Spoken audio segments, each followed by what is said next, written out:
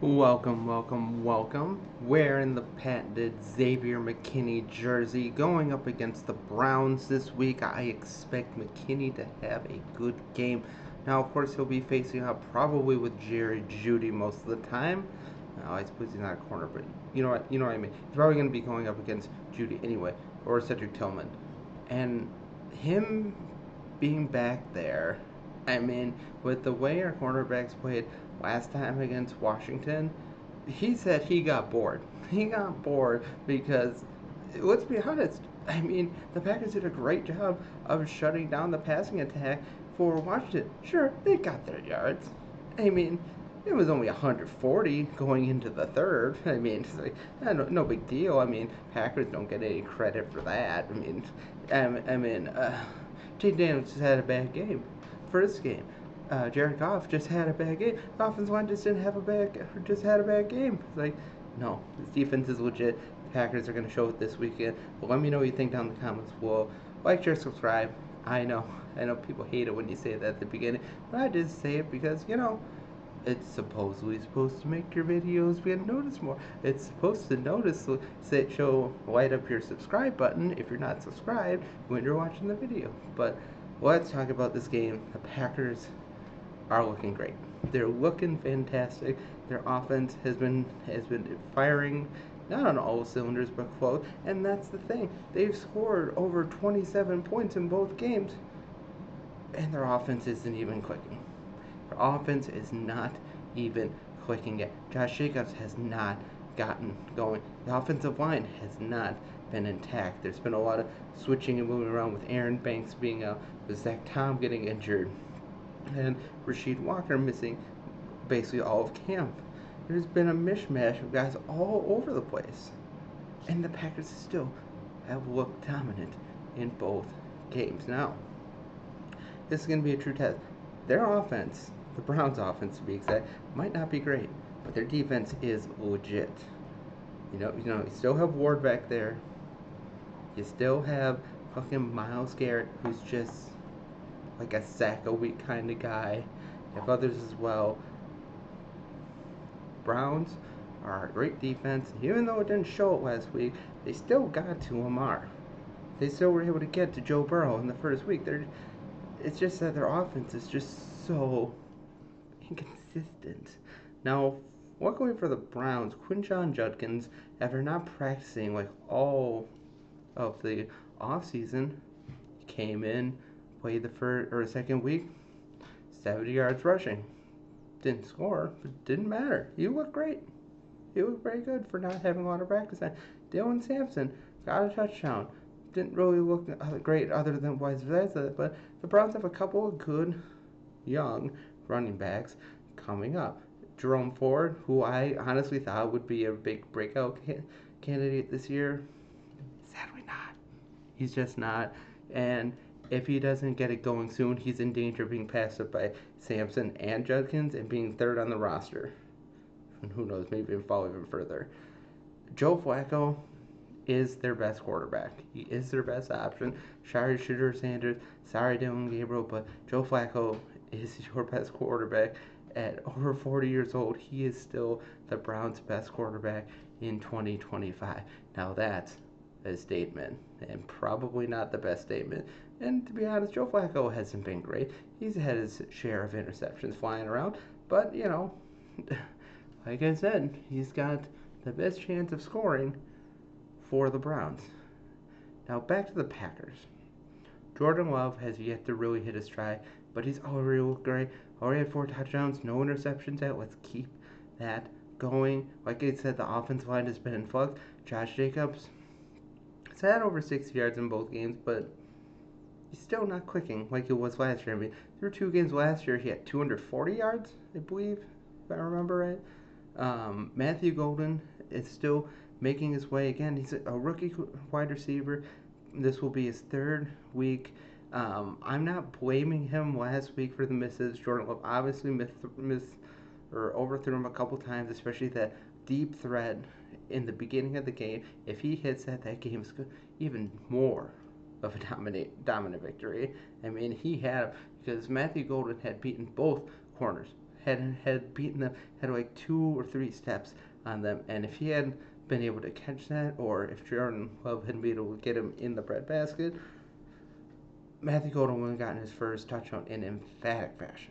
He's great. He's going to get going. He will. It'll just take some time.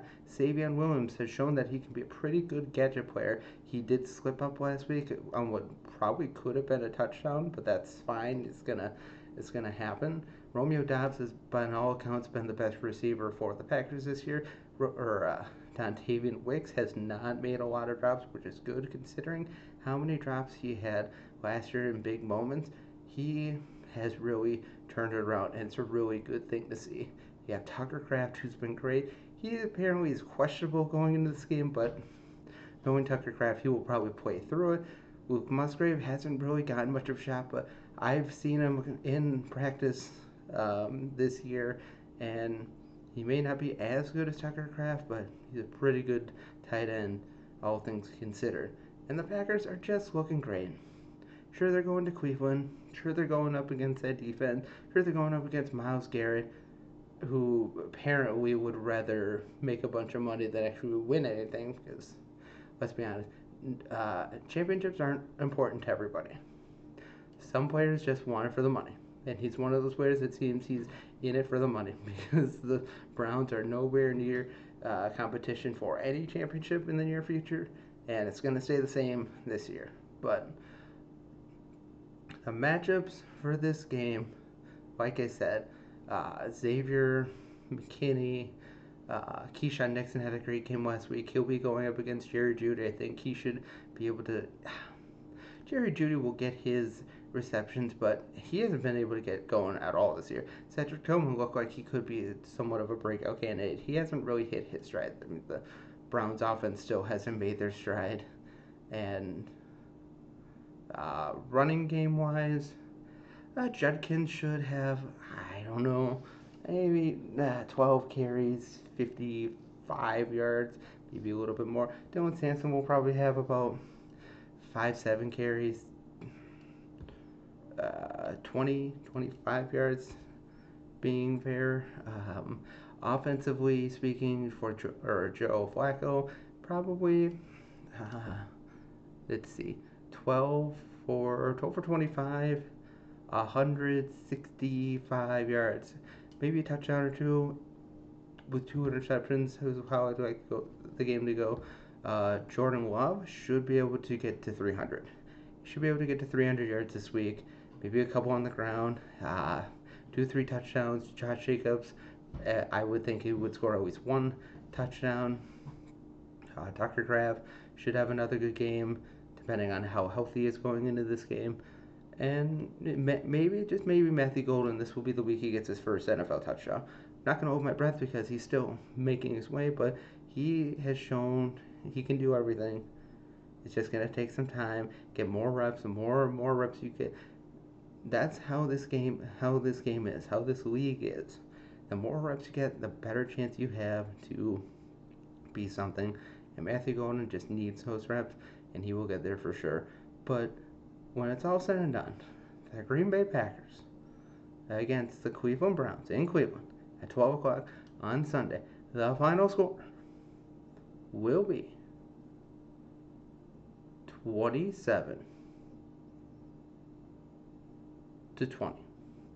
Packers win 27-20. Browns will be able to score a little bit this week. I know their offense has been good, but I'll be fair.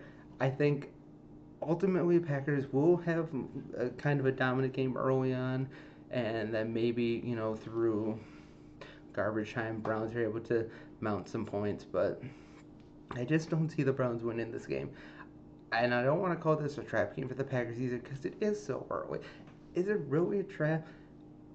I mean, I heard on the radio that the Packers feel like the superheroes that are just found they have powers and they're just loving it. It is true.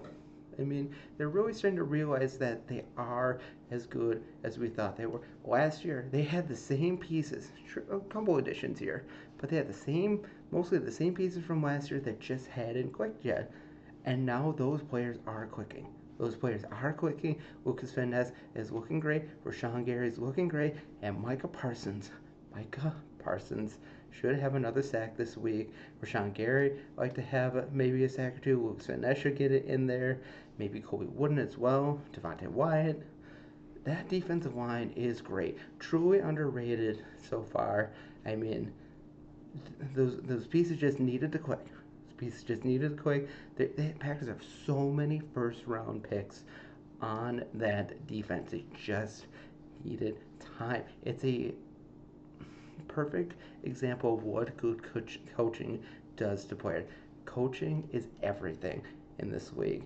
And sure, sheer talent will help you win some game. But if you aren't able to refine that talent, make it better, make it stronger, it's ultimately wasted. Not saying that, or there aren't really talented players on the Browns or anywhere else in the league, but Packers are a perfect example of how coaching that talent and making it better changes everything. Packers maybe